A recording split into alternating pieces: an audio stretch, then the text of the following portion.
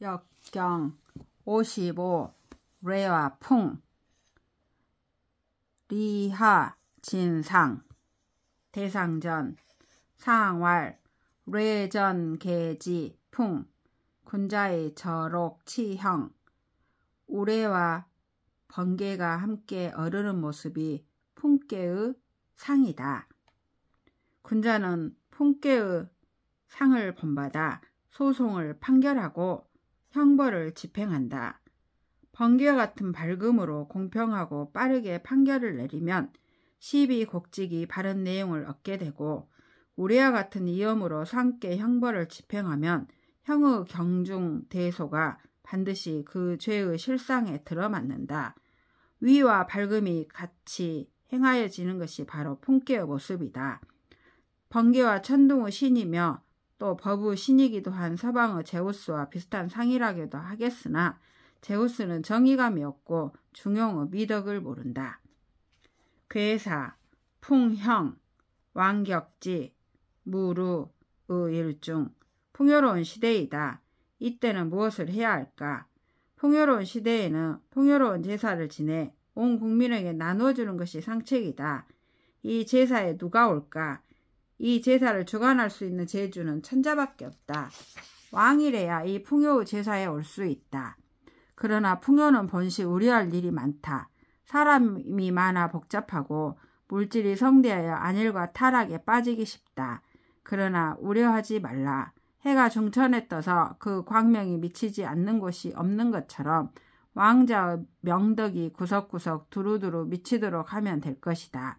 그리하면 만사가 형통하리라. 그러나 결국 해도 진다. 모든 풍요는 번개와도 같은 순간이다. 역은 항상 양면을 동시에 말한다. 효사, 초구, 우기배주, 수순무구, 왕유상. 초구는 양효이며 구사와 응하지만 둘 다 양이기 때문에 상식적으로는 응하지 않는다. 그러나 초구는 학계 리명의 시작이고 구사는 상계 진동의 시작이다. 풍께는 명과 동이 상부상조하여 성대함을 이룩한 괴이므로 초구 명과 구사의 동은 서로 표리를 이루어 협력하지 않을 수 없다. 같은 양끼리도 화합하여 풍성한 결과를 낼 수 있는 것이다. 이렇게 양과 양이 만날 경우 초구는 구사를 배주라 부르고 구사는 초구를 이주라 부른다. 초구는 우연히 자기의 도움을 필요로 하는 배주인 구사를 만난다. 구사를 만난다는 것은 확실히 행운이다. 그러나 그런 행운이 늦게 찾아온다 한들 그로 인해 재앙이 발생하는 것은 아니다. 초구여 적극적으로 나아가라.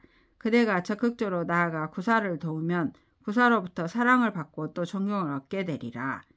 초구는 하위에 있는 현인으로 구사와 덕을 같이 할 수 있는 인물이다. 구사는 현실적으로 대신의 위치에 있으며 군주를 보좌하고 있다. 그러므로 초구 강직하고 깨끗한 보좌가 있으면 힘을 합하여 군주를 보좌하여 나라의 성대함을 이룩할 수 있을 것이다. 유기, 풍기부, 일중견두, 왕, 득이질, 유부발약길.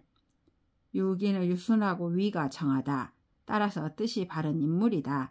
아랫괴 릿괴의 주효로서 지극히 밝은 덕을 지니고 있다. 총명하기 그지없는 군자, 크게 쓰일 수 있는 인물이다. 그런데 그는 유고의 군주와 응의 관계에 있다. 유고는 유약하고 안매하기 그지없는 군주이다. 유고 군주 안매한 인격 상태, 또 그가 다스리는 세상을 효사는 매우 문학적으로 표현했다. 빈지문, 햇빛이나 비바람을 막기에 덧대는 문, 차양인 빈지문을 꽉꽉 닫아서 대낮인데도 꼭 북두 칠성을 보는 듯하다. 어두운 세상을 묘사하기를 대낮에 북두칠성을 보는 듯한 어둠이 깔렸다. 풍기부 일중견두라고 표현했다. 암군에 의한 암흑의 세상에는 많은 능력자들이 깝깝한 환경 속에서 살고 있다. 유기와 같이 총명한 인물이 유고에게 나아가서 열심히 일하면 소용이 있을까? 아서라, 부질없다. 그대는 의심만을 받고 질시의 대상이 될 것이다. 권력자는 실력자를 증오한다. 이제 어떻게 할 것인가? 그들의 정사에 참여하지 말고 성심성의껏 너의 내면의 진실을 밝혀 그들을 개발시키는 노력을 하라. 그리하면 길하리라.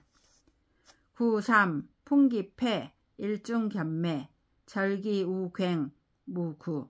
폐에 관해 여러 설이 있으나 왕필이 햇빛을 가리는 큰 장막이라고 주석을 달았다. 이천도 아프 부보다 더 방안을 어둡게 만드는 휘장이라고 했다. 9.3은 양강하며 뜻이 정의롭다. 9.3은 리명의 극상이며 문명의 덕이 있다.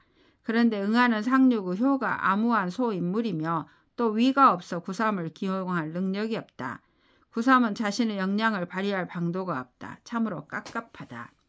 풍기패 일중견매라는 표현은 유기의 풍기패 일중견두보다 더 어둠이 더 짙은 세상을 묘사하고 있다. 견매란 잔별이 보인다는 뜻이니 어둠이 짙은 것이다. 풍성의 시대일수록 어둠의 시대가 찾아올 가능성이 짙다는 역설을 암시하고 있다. 인간의 신체 중에서 팔뚝이라고 하는 것은 힘을 발현하기에 가장 편리하고 가장 강력한 부위이다. 오른쪽 팔뚝이 부러졌다는 것은 힘을 쓸 방도가 없다는 것이다. 9.3은 상륙을 도우려 해도 오른팔이 골절되어 도저히 도울 수가 없다. 그러나 이러한 상태는 9.3 본인의 잘못이라기보다는 상륙의 암후에 기유한 것이다. 그러므로 9.3은 허물이 없다. 그러나 정의천은 마지막 무구에 대하여 매우 이색적인 해석을 내렸다. 결국 오른쪽 팔뚝의 기능이 사라진 것은 궁극적으로는 9.3 본인의 잘못이다. 본인이 근본적으로 무능하기 때문이다. 그러므로 무구라는 것은 허물을 돌릴 곳이 없다라고 해석해야 하는 것이다. 허물을 타인에게 귀속시킬 수 없다는 실존주의적 책임성을 강조한 것이다.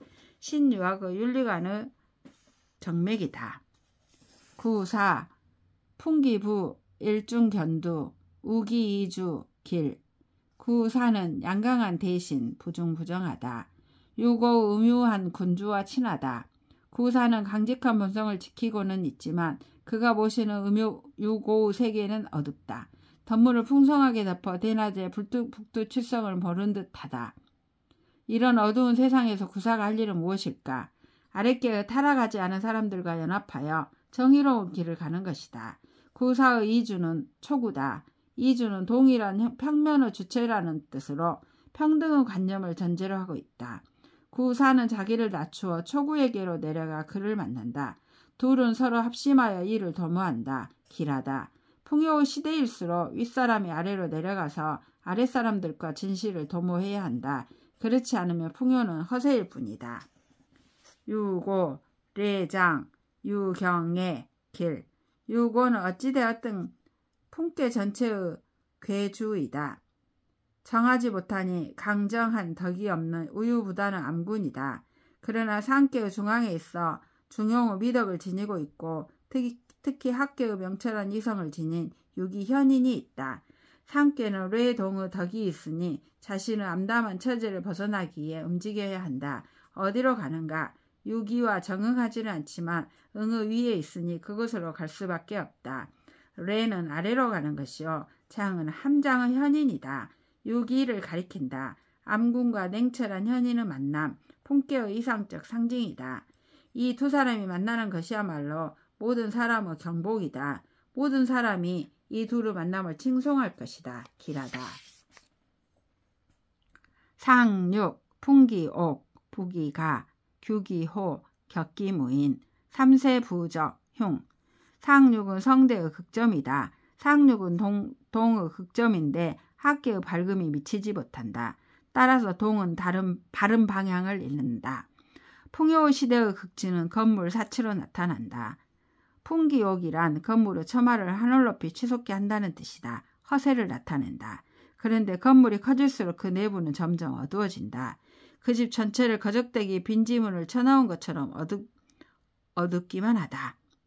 풍요는 어둠을 초래한다. 그 속을 문틈으로 살짝 규탐해 보아도 극히 적막감만 휘돌고 쓸쓸하여 사람이 보이질 않는다. 3년 동안을 들여다봐도 사람이 보이지 않는다. 풍요 속에 격절되어 변화없이 퇴행해버리고 마는 비참한 현실을 적나라하게 묘사한 표현이다. 고대 강실 속에서 고사해버리고 마는 것이다. 풍요의 결론은 흉이다.